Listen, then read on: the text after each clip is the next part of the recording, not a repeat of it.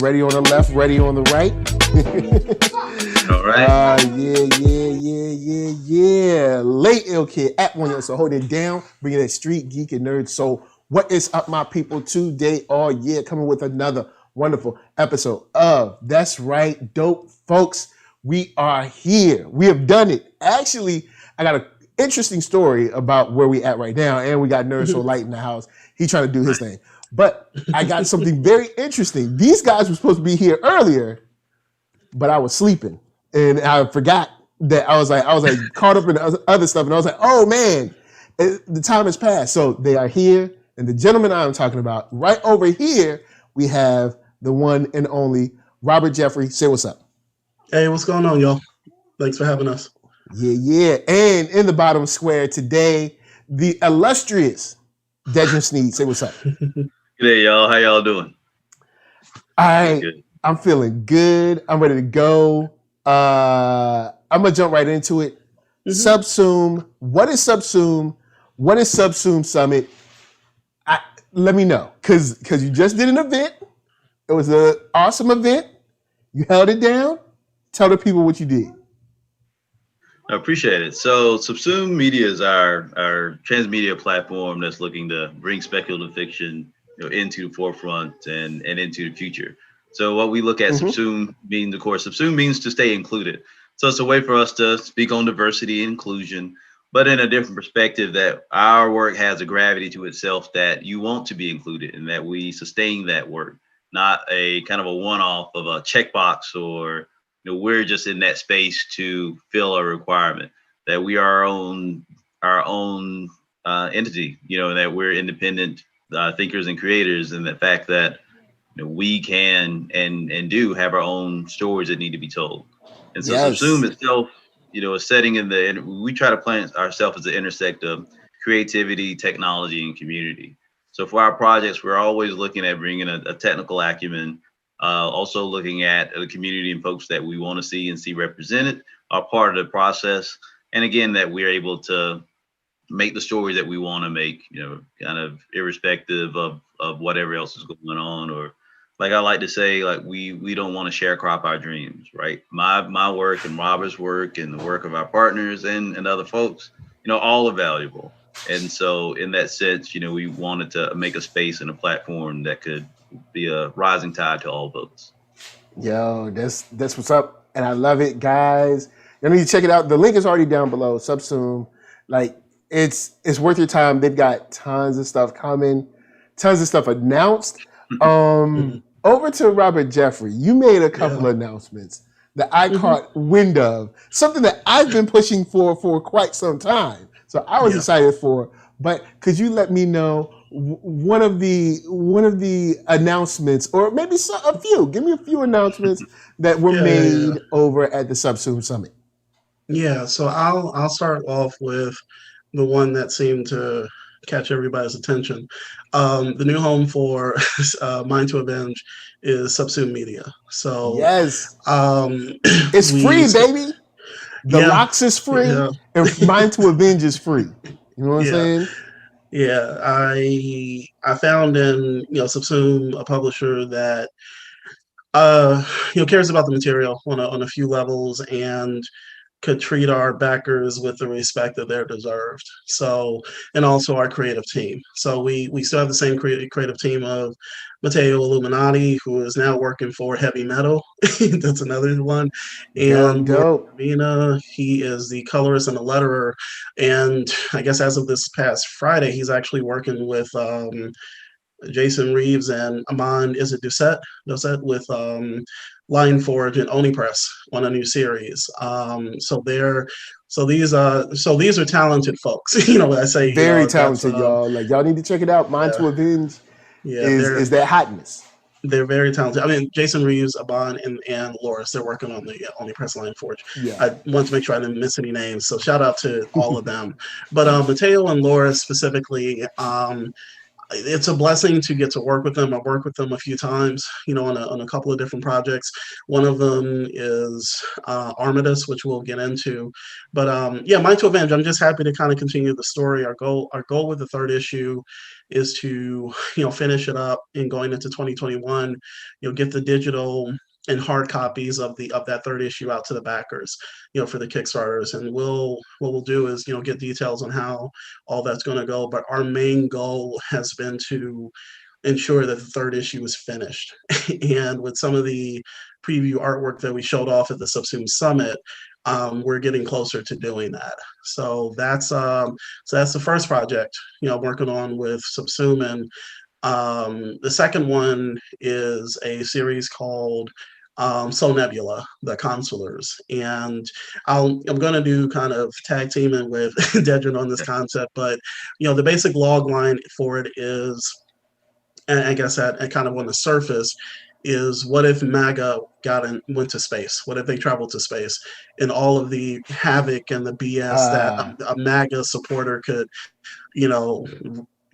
wreak havoc with, when it comes to our space opera.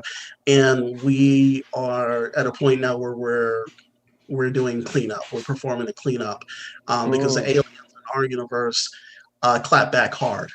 They're not like, they're not tolerant of racism, bigotry, hatred on any level, and they don't play that. No, they don't play that. So it's kind of, for us, it's a mixture of Battlestar Galactica meets a little bit of Star Trek and The Expanse, if you're familiar with that. So nice.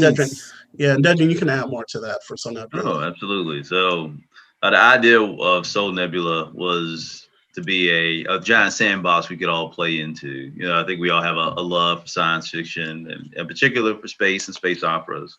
And to this idea of being able to kind of tell a tale of a reconstruction in space, basically where the one sect of humanities kind of ruin it for everybody. But we still have to live in this space. We still have to live in this reality.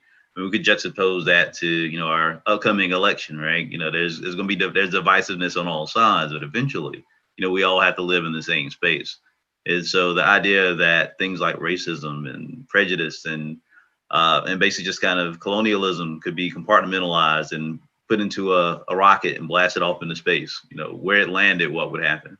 And so I've always had that as a context of interest. And then being able to build a real talented team, not only to kind of tell the story, but to say that we could tell this on a myriad of fronts. And so you'll see with Soul Nebula that, it is a universe, and that it's got a lot of different sections and sides. And I know we've got a lot of great announcements, but this particular one, I feel like, is going to be the tentpole project for us at Subsume Media going forward. We've got a lot of fantastic folks already on board. A lot of familiar names, and the opportunity to build it out from there. So we were looking at this again as a community endeavor that we'll announce soon enough. But again, the great work then of Soul Nebula, right now the only reason we hadn't pushed it was the great news with Mind to Avenge. So we wanted to make that then a priority to kind of put that into queue. And so again, to be able to make that project whole, and then to give this talented team, the free rights and liberty to see it in their own image became the priority. So for us in Soul Nebula, again, that's going to be a big event and a big endeavor. So this extra time we're taking to really curate it and learn our good lessons with this and with the upcoming project Armistice. Great. And before we get to Armistice, I did want to ask a question, because when it comes to Subsume, we talked a little bit about it offline, and you continually mention, like building teams, putting teams together, bringing people together, community kind of, aspect of it, of kind of like creating these properties that are, like huge in scope. Can you speak to, from your level, what it's like building a team? And then also from Robert's perspective, the same thing, with, Mind to Avenge, or whether being part of a team of something like Changa or Retcon or something like that, finding the way, like either building or being a part, and how fitting in to where the ultimate goal is created? Like how do you guys move and manage that in those spaces? Yeah. So, for me, it's so after I always say this, after many years, after 10 plus years of working in indie comics, one of the things that I have to realize as a writer is that teamwork. I hate to put it like this. Teamwork makes the dream work. It does. It's like, yeah. It's like the PSA, what they would tell you in elementary school and all that. And in college when you were forced to work with people who didn't do no work, but you still had to do the teamwork. So but my blessing has been that I've had a chance and opportunity to work with, and work for, people who like to get the work done, quality work done on time, and there's a desire to tell the best stories possible, no matter what the topic is, and no matter if it's creator owned work or if it's paid work, so it's essential that learn how to work on a team. And the other thing is, as a writer, if I don't know how to work on a team, then my stuff doesn't get drawn. So I can be an a-hole and come into this and say, hey, this is the way it's going to get done. And, there's no ifs, ands, or buts about it. And at that point, I'm just waving scripts around at a convention. That doesn't help me. So, and also just being a decent human being. And we all got our faults, that's understandable, but we try to learn from those faults and move forward with them, and learn from them and move forward, from that point. So nobody's perfect, but if you come into, I think, kind of, a team type of environment with with your head on straight, and what you're doing, and just treat people how you want to be treated, then I think you get really good product out of that. So, but that's those are my 2 cents as to when it comes to hopping from project to project to project, and honestly getting the same results. We do good work together. There's a reason why I do some of my best work with Sean Hill. There's a reason I do some of my best work with Mateo and Loris. Like they're practically family at this point. So we know each other, and we just kind of work from there. So. All right, and Dedren? Oh, absolutely. And Robert's got a good core of that. I think from my idea of turning from, a writer and more into a producer at this point, I think it's a lot of things. First thing is, it's really easy to step into the role when you know great people like a Robert Jeffrey, or again, a lot of the aforementioned talent. It makes it easy because you can do good work you can do great work with good people. So it's the idea that someone like a Robert Jeffrey who has all this experience and talent, again, being able to bring somebody in on board with that makes it very easy to say, you got good ideas, how can I help you get your ideas out? So that's been the easy part, was just to let people do what they're great at. This man's a brilliant writer. I need a writer. Can you just write? I don't have to be the writer. I don't have to be the credit. I don't have to have the credit. My name doesn't have to be first, but work has to be done. And work is done, meaning like you're getting your work out. That's what I've always been able to do. And I think being able to leverage what I do in the daytime it's more partnership and business development. As much as I can write, I write Sorghum and Spear. It's been good, and I think in being in this particular space, knowing that I've been on both sides of the table, as it were, that I've been out there trying to look for the work.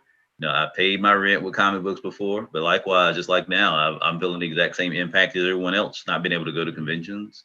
So that was what kind of led me to creating Subsume and the Subsume Summit and these things of, we can get through this together. And I think that's been the brilliance of of independent comics, particularly Black independent comics, is that we got each other's back, and that we right now have some of the best talent out there just walking around. And it's shameful and inspiring at the same time, right? And it's the same usual suspects that were at the rent party yesterday, that we see. And it's not to say that the end goal is to work for Marvel or DC. For me, it absolutely is not. If it was something to happen, would I eschew it? Probably not. But at the same time, I realized that the same people that should be writing the DC books is on one of these screens right now, right? So it's like if they Yep. knew what they knew better, they would be, but they don't. So he can work for me all I can afford. I'm Yeah. fine with that.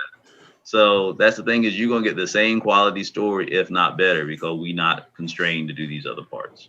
And so it's just being able to free these folks to do what they do best, and along the way figure out, like I say, to get enough gas to get to the next town. How can we make another book out of this? How can we make the other parts? And eventually we'll get where we want to go. Where and a couple of things I wanted to touch on is you made a good point about, like, you know, just getting the people and let them do what they do, and a lot of times in those kind of larger corporate, you know, I guess you could say entities, it's hard because they don't let you do that. Like, it's like, okay, you hired me, now you're going to be my dad or my mom and micromanage me all through the, you know, instead of, you know, like, let people do what they're good at. You know what I'm saying? It should be more, instead of being more of someone's like nanny, you should be more of someone's like corner man. You know what I'm saying? It's like, look, you go out there and fight. You need me, I'm back here with your towel and your water. You know what I'm saying? But Right. as long as you good, I'm cool. Right. And let the people write or draw whatever they need to draw, instead of trying to have this weird control that doesn't really serve anything but your own ego or your kind of corporate structures, I guess, reporting level or whatever.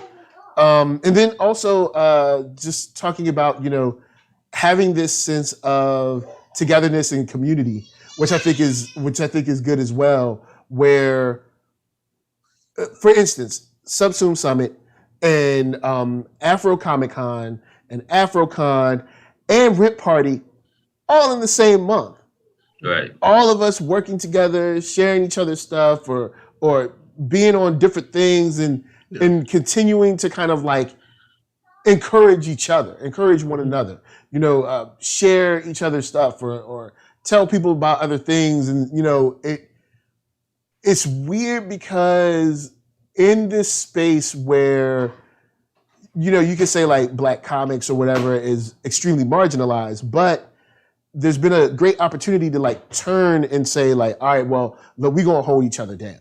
Like, you know, for instance, Subsume Summit wasn't just the Dedren show, you know? Right. You know, it was you had a whole bunch of other projects, which we'll get to in a second, but, you know, it's just wonderful seeing that kind of community aspect come in. And not saying that, you know, there's the selfish stuff out there, but, you know, seeing it kind of becoming more prevalent is something that I've noticed and that I enjoy. You know, if you're someone that's Black and in the comics, sci-fi, genre, speculative fiction, whatever, like, you have had a pretty good month this month. You've had something to do. You've had something to see. You had Subsume Summit, AfroCon, Afro Comic Con, you've had Rent Party, and there's probably maybe another event or two that I don't even know about. So, you know, there's other little like tournaments for gamers and stuff that are like, are if not all Black, mostly Black, you know, like stuff like, so there's stuff going on where you could be edified, if you will. Absolutely. So on to the other projects, because I was excited about mine to Avenge, but I see you have an interesting shirt on. Yeah. If you could please explain what Turnkey is. Yeah, you know, speaking of freedom and release, right? So Turnkey is a book that I published with Evolution last year. Work with Robert Nix, fantastic artist, and Justin Birch on the letters.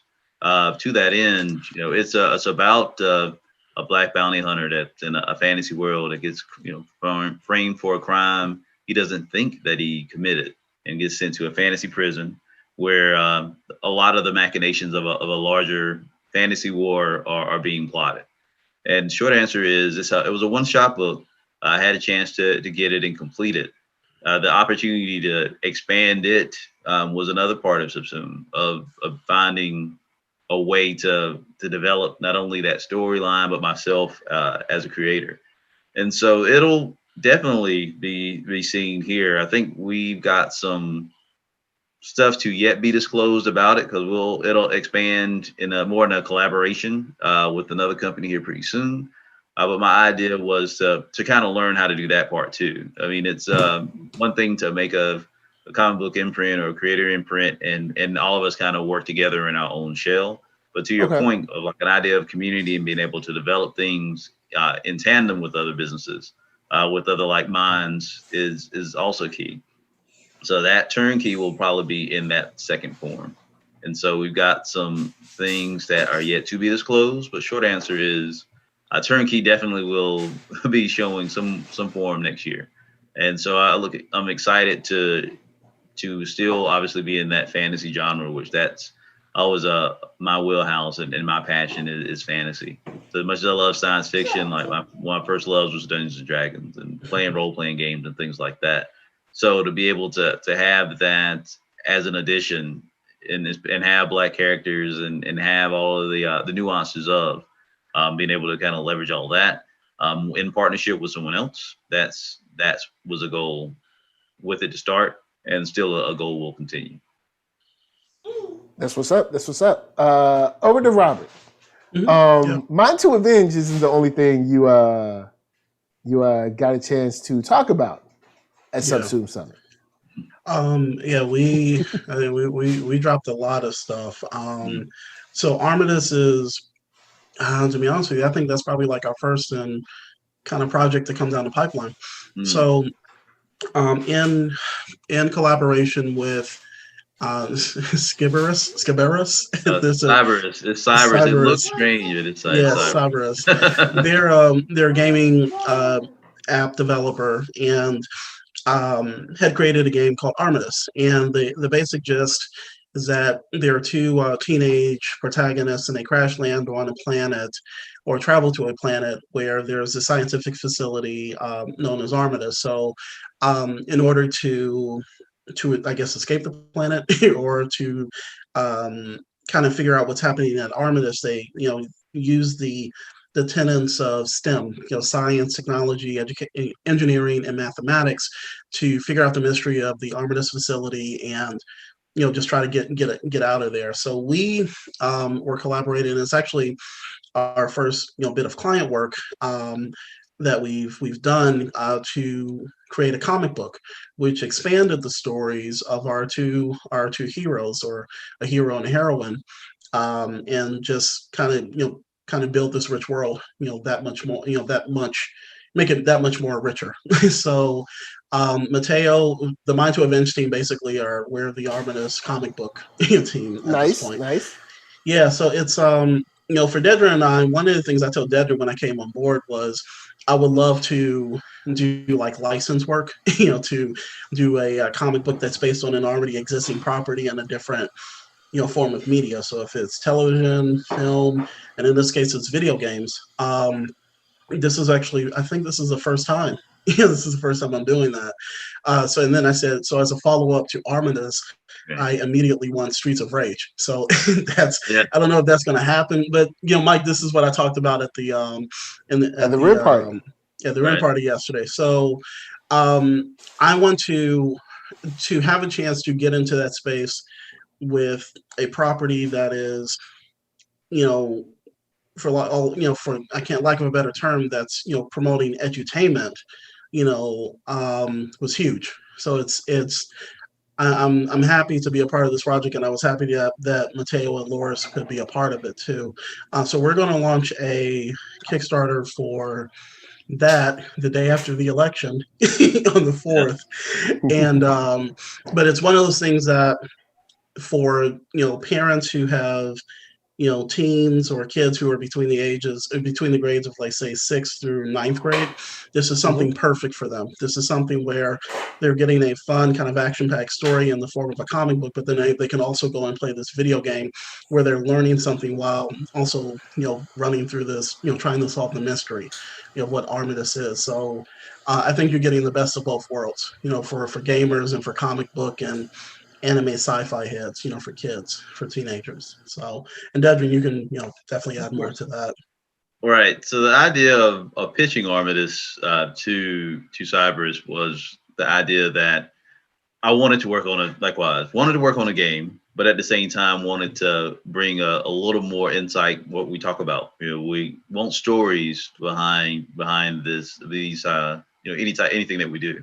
So the idea was that they had a good idea for a game, but the idea was, who are under these helmets, right? It was kind of a straightforward game. So the idea was, what if we showed, black and brown kids being the ones that were smart enough to do this, right? And not necessarily hide that fact, but it be very pronounced up front. And so the idea of turning this into a game where we could service that was the initial pitch, and they loved it. And then from there, knowing enough about how some of the gameplay would come in and develop, we worked with Robert to get a script in that would then showcase these two kids that were stranded in the future and still were self-reliant, smart enough to be able to solve these issues and kind of have a sustainable story, that they had families that were also smart. They came from STEM families, and it wasn't one of those where we see kids of color in a book and somehow they're disadvantaged, right? It's the idea like these kids are smart up front. We find them in issues and they can solve them. And they seem to have that opportunity to still grow and develop, and obviously a lot more of the plot to come. But at its core, we feel like we're showing that type of representation that we want to see. It's not just they're not a one-off, right? It's that they're from a family of smart people on both sides. So being able to represent both Black and Latinx kids who are disproportionately not only not represented in STEM, but in media in general, we felt like we were really having a chance to build something that not even just from a parent standpoint, but anybody that just likes, but basically anyone that kind of likes to see STEM, likes to see science fiction, could pick this up. And oh, by the way, there are these two prodigy kids that are trapped in the future, but somehow figure out a way to proceed further into the adventure. And so things like See You Yesterday definitely were an influence to that. I think looking at things where we have Lost in Space, where it's a multicultural family. These things are the stories that are reality, right? So we don't want the science fiction to be so fantastic, but we're still caught in the traditional, okay, these characters have to be this certain way, or fall in the tropes of how they are. So we really work to not only break that type of, bring some innovation there, but also to have the comic book that tied into an innovative game. Because now we're working in augmented reality with these characters.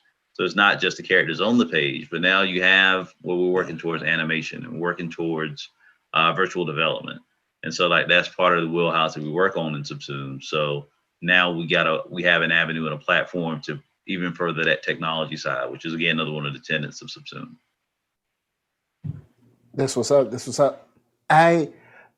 So basically, the reason, if you're all the people that are checking this live and on the replay, the reason I brought these fellas together was because pretty much the teamwork aspect, the community aspect, and then also these are a bunch of projects that we need to promote. We need to continue to uplift, enrich, all that stuff.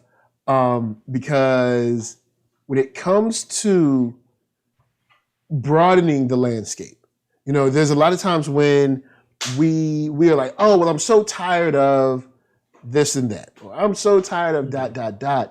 And once again, here's Subsume company dropping a summit, all these announcements of brand new stuff that broaden the landscape of who's there, who's speaking, whose story is being told, who's behind the scenes, all of these things that a lot of times we say we want.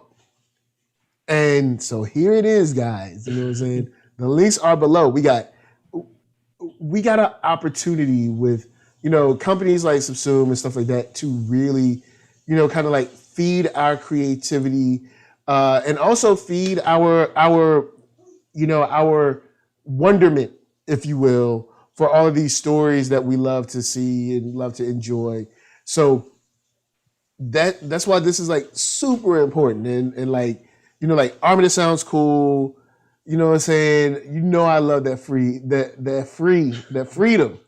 Yes. That sweet, sweet freedom of mine to avenge.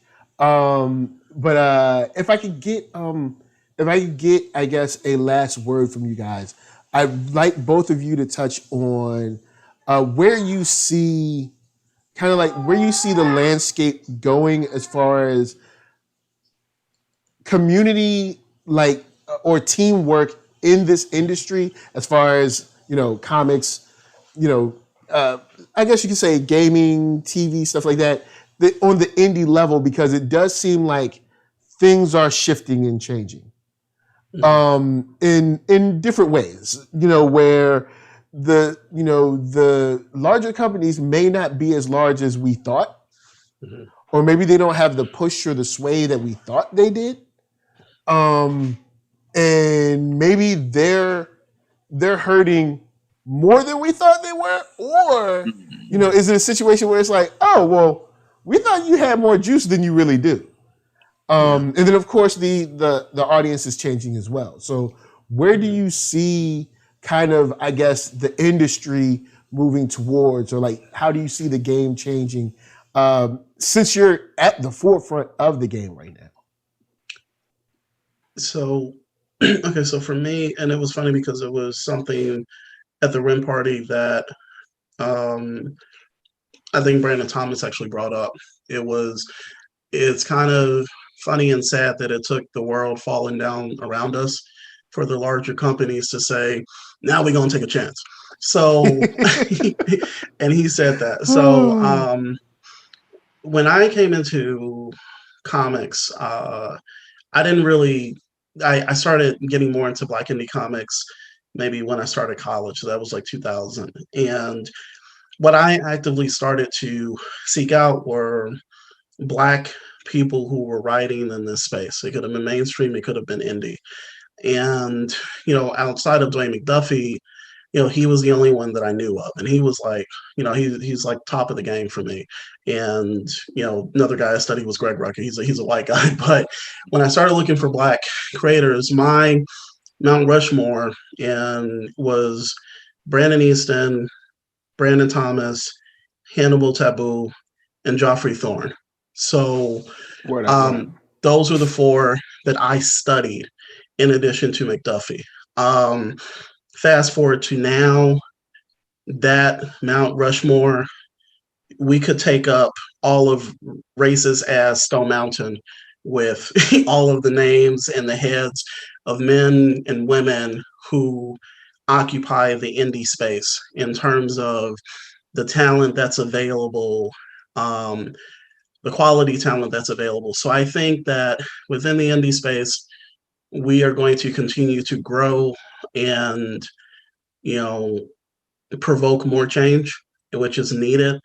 And these larger companies, which we may be shooting to work for or not, they won't have any choice but to notice us when it comes to that. And as far as the solidarity and the growth of the industry, I see that being very tight-knit and once again still growing, because y'all were naming off a lot of, like in the top 10 segment of creators that I've seen who are still continually kind of pushing through. And every other day, Dedren and I, we chop it up and with Marco about this, how the industry is changing, like so many announcements about people who aren't hetero white males getting big deals, who are changing the game on the indie and mainstream level.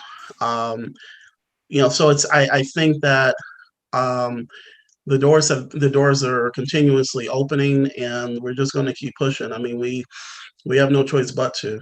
Otherwise, we'll just be crazy creators yelling at people from 5 Points in downtown Atlanta, talking about buy my stuff. I got a script. So, but I'm beyond happy and proud with kind of where we've gotten as a people when it gets here, and I'm specifically talking about Black folks.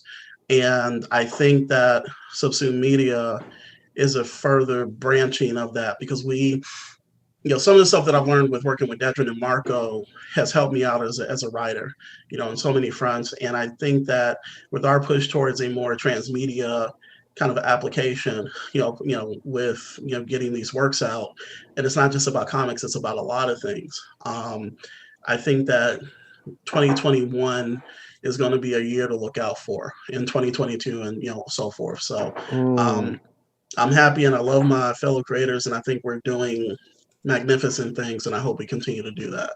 So Yeah, All right, what up, Dedren? Yeah, to really resonate with that. First off, a lot of Subsume Media wouldn't have any type of, I think, validity or any other points if it wasn't for the fact that these larger companies did do what they like Mr. Thomas said, is basically ignore a lot of the fantastic talent that is not only right in their halls but right outside their door. Mm-hmm. So I couldn't make a Subsume if these guys weren't just walking around trying to knock on their door. But I'm hearing those knocks and I'm like, well, I have to make a house for you to come knock on. So that's the whole thing of Subsume. So to that part, I say thank you. Yeah, because now we have all this fantastic talent in house, and we'll be able to look back.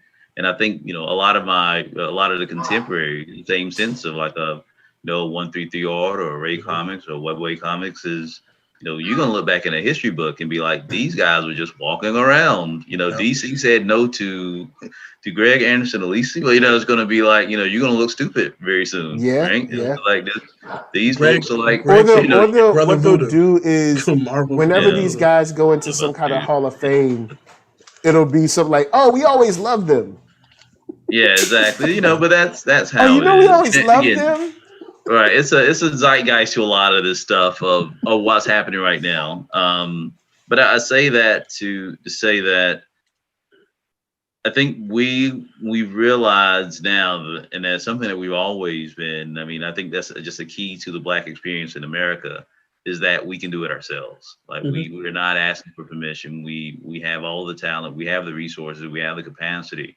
I think it's just the idea of just of even just simple things as communication, of being able to say we're not even trying to appease you at this point. We're not trying to even come knock on your door. When the door goes silent and it's like, wait a minute, nobody's knocking, and they realize there's a rent party down the street and we have our own thing, that's when they'll figure it out, right? And it's like all things, it's financial things that hit us. It resonates with big companies as well.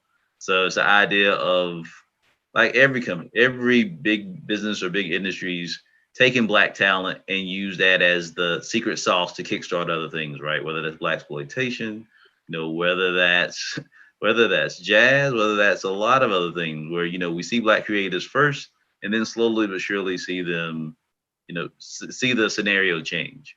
And so I think right now, we're all in a great space that we can control our own destinies, particularly if we're all working together.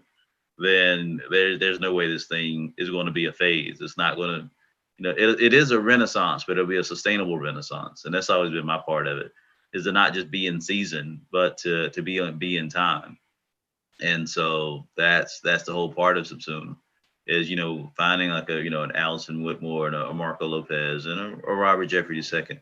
Right. It's easy to see and say, we can do anything, and be able to say that with a straight face and know that we can deliver, and we'll have the kind of work that will let us do more things. And that's the whole key, is that we can do it ourselves. And so we should. Word up. We do have a comment from the chat. Comics will break your heart. Says definitely more creators, more diverse stories, more diverse creators. And we have a question. Maurice Wingfield says, do you have any advice for a Black illustrator trying to break into indie comics? From either of you guys' perspective. Yeah.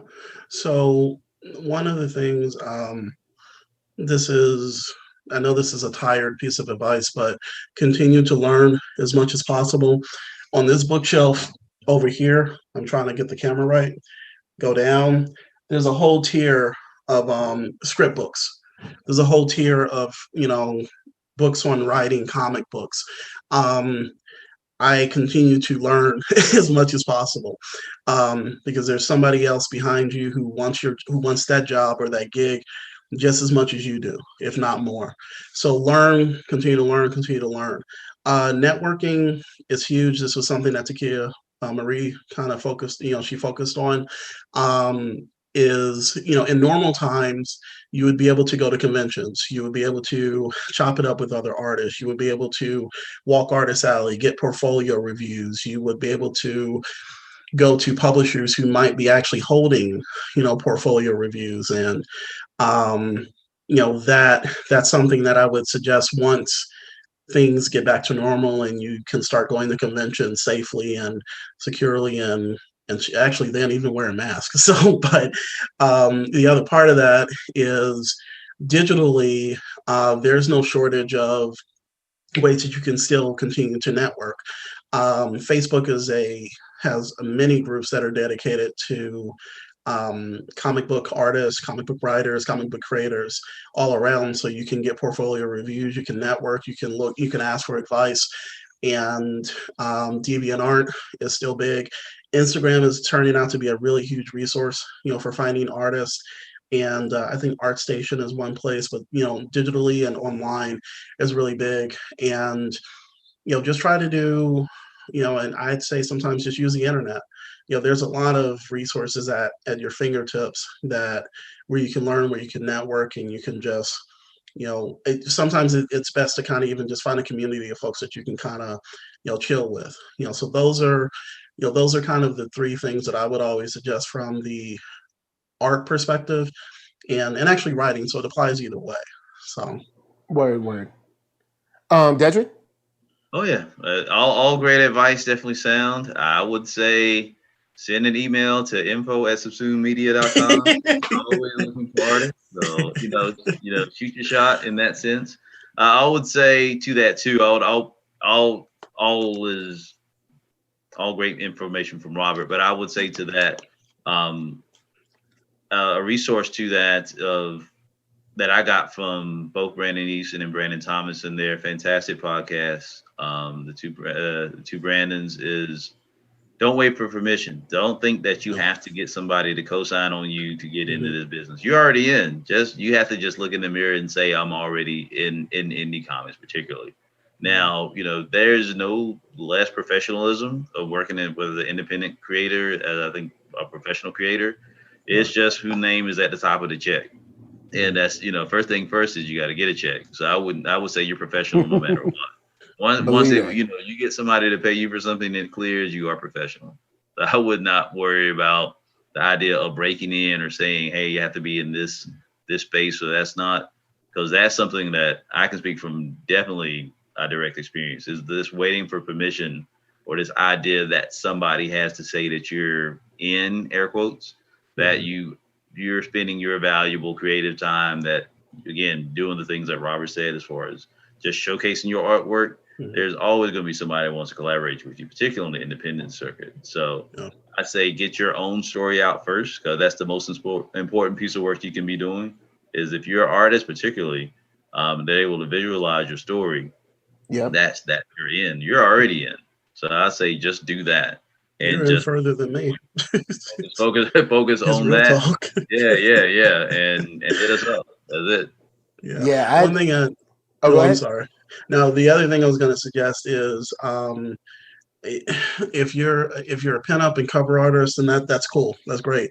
But if you want to be like an interior artist, you gotta focus on sequentials. So the storytelling that was one of the things that was kind of browbeaten into my head when I started.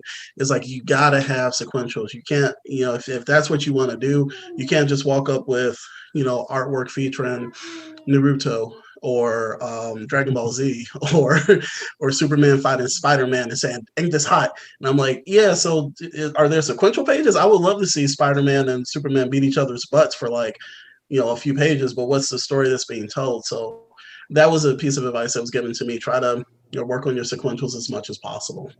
So and anatomy. Don't rob Liefeld no feet. Don't rob Liefeld no feet. You have to. You can't get away with that. You have to. if I was to add anything, I would say on one hand, if you're ready, because you have to be self-aware. If you're ready, go. What are you waiting for? Do not wait. You ain't promising. If you're ready, and you have to be self-aware, is your stuff as good as everyone else's around you?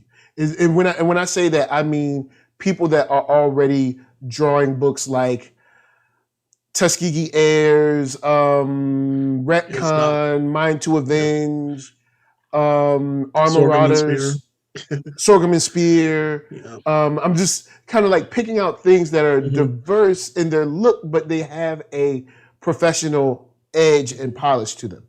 If your stuff is already on that level, don't wait. Find people that are writing stuff that hasn't been drawn yet. And then also on the sequential side, if you're going for sequential artists, make sure that you can tell a story and convey emotion through facial expressions as well as that anatomy. Like having kind of like the deadpan faces isn't always great. But yeah, I say that definitely, reach out to people and just go for it. If you're ready, go do it. Do not wait. I didn't wait. I'm pretty sure Dedren didn't wait for Subsume. I didn't wait for NERDSoul. I'm sure Robert Jeffrey didn't wait for the myriad of opportunities that he's written on. So yeah, I mean, besides maybe someone, waiting for them to email you back. But I mean, like waiting to actually do it. Yeah. So yeah, don't wait. But yeah, that's it. We have exhausted, and exercised the demons. We thank everybody in the chat and everybody that's watching, lurking around, not chatting. But we thank, of course, Maurice Wingfield. Comics will break your heart. Hopefully not, but sometimes they do. But big shouts to them. And starting from the bottom, Dedren Snead, where can we find you? Yeah, so main thing is you can find our work. So for Subsume Media right now is at Subsume Life, subsumelife.com. My primary work for Sorghum and Spears at sorghumandspear.com. Facebook, Dedren Snead, probably most active there. Instagram at Dedren Snead. And for our social channels, they're at Subsume Life. So that's SUBSUME Life. And yeah, and just all around the internet, pretty much everything else. Not too many Dedrens beating around, so that's probably. What up? And Robert Jeffrey, where can they find you? Yeah, so for me, Subsume Life is, first and foremost for the sake of this conversation. My personal website is Robert K. Jeffrey. That's Robert K. JEFFREY.com. And social media is Facebook and Instagram, Robert K. Jeffrey. So there's that dot between the K and the Jeffrey. And actually blacksci-fi.com. That's I'm editor-in-chief for blacksci-fi.com, and I keep kicking myself every time I'm on one of these, and I forget to mention that. But blacksci-fi.com is a place that everybody should definitely check out. But that's that's where you can find me online.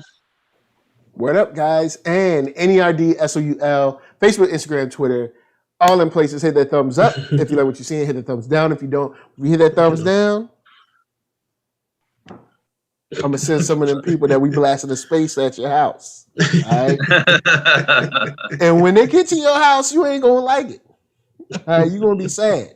Or podcast if you would rather listen. Spotify for that music. We're gonna leave y'all with Arcatron. That's ARCKATRON.com. Believe it. Dope Beats, the Space Bridge in stores right now. Go in and run them streams up. But we thank you for watching. And from us to you, we're just saying peace. Peace. Appreciate you. You coming up, you want to say peace now? Say peace. Say peace. All right, y'all, we out. Oh, man.